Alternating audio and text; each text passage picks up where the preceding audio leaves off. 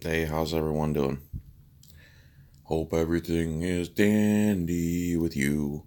Here's an article by Jack Burns with the Free Thought Project.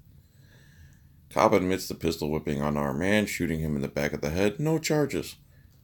Family of a slain 26-year-old is calling for murder charges against the cop who admitted to pistol whipping and shooting their unarmed son to death. There's the cop to the left. There's the kid he murdered to the right. We at the three, we at the Free Thought Project hear it all the time from the apologists. There's always at least one bad apple in every bunch, they tell us. But when the system fails, which is supposed to weed out the bad apples, the entire police department is corrupted. Such is the case in the shooting death of an unarmed 26-year-old Daniel Fuller. According to Fuller's family and Detective Brandon Potts' own service record, on July 5th, multiple members of the community called 911 to report a man who was going from trailer to trailer attempting to break into homes. This is why I say calling the police can get you killed. When police officers arrived, Fuller ran, eventually found hiding in grass near the train tracks.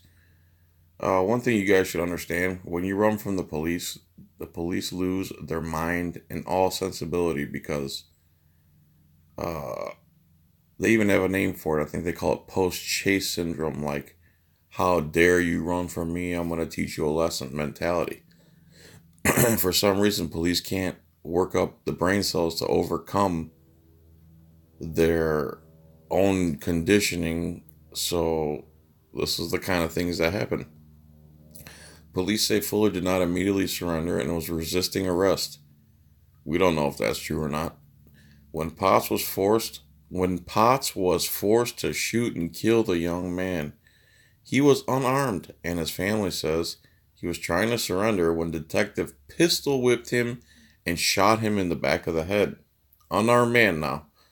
As the Free Thought Project has consistently reported, officers who wish to teach a suspect a lesson will in unison begin yelling, "Stop resisting." This is something cops, I'm going to interrupt here.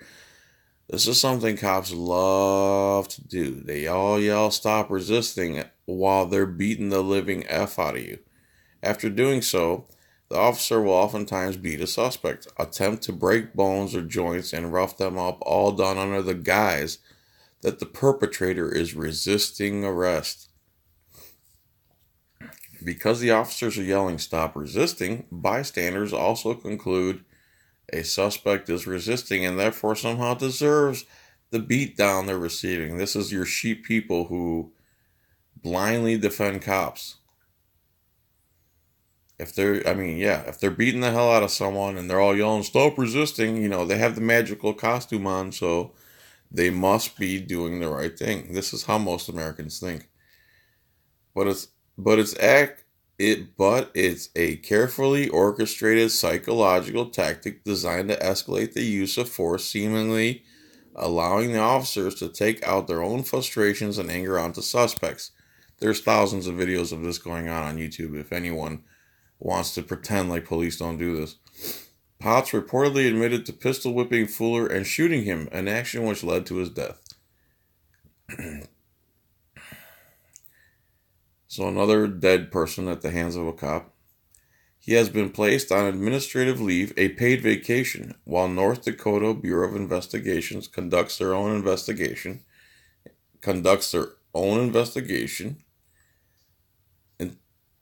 into Fuller's death. More often than not, such investigations conclude that the officer did nothing wrong and therefore murder charges are not brought against them. So let's see here. North Dakota Bureau of Investigations. I guess that's a different agency. It is. Following an in-depth investigation into Potts' career by its local television station, many interesting facts about his work history have emerged. While Potts is a decorated Marine, which really doesn't mean nothing, people. It means the guy worked hard to become a Marine. That's what that means. It doesn't say that it doesn't make him a good guy. Being in the military or police doesn't make you a good guy by default. That's not how reality works. While Potts is a decorated Marine who once served inside the White House, his work history is a mixture of commendations and serious disciplinary actions. Potts has been known to miss work shifts, leave his police cruiser trashed by chewing tobacco, does not answer his police-issued cell phone when others attempt to call him, and has actually been kicked out of training programs for being drunk and disorderly. Most recently, Potts was suspended without pay for 1 day last summer for destroying a door at a home while serving a search warrant. While the homeowner was in jail in 2013, Potts was suspended for 3 days without pay after he was kicked out of a training course in Bismarck. Potts admitted to drinking alcohol at a bar with his body armor on and was armed with his department handgun. Other officers claimed he was drunk and was pretending to be a member of the North Dakota BCI. Potts was also disciplined because he wore a muscle shirt, shorts, and flip-flops to training, and he was given the boot. Left his handgun in his dorm room, and when he was given the boot, he left his handgun in the dorm room. Because the investigation into the shooting death of Fuller is still ongoing, no conclusions can be drawn as to whether or not the young man's death was murder or so-called justifiable homicide. But it may be safe to conclude if Devils Lake Police Department had fired their detective for being drunk and in uniform, or for leaving his firearm unsecured, or for losing his temper so bad that he smashed in the door, Fuller may very well still be alive. Resisting arrest or running from the police should never be a death sentence carried out by law enforcement.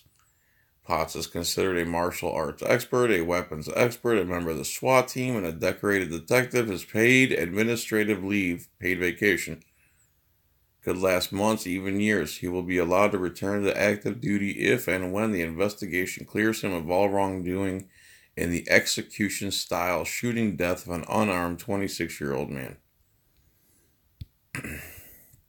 There you go, guys. Here's your hero police. Alright, guys. I'm working on my court video. I think it's going to be like probably an hour long or more. I want it to be really good. I'm doing all the hard editing, which is a real pain. So hang in there. Maybe a day 2 or 3 I should have it done. And I thank you for watching. Please hit subscribe. Please go to John's Coin Rings on Etsy. Click the join button if you want to see all my stuff first, plus the unedited stuff. And I love you. Have a good day. Bye.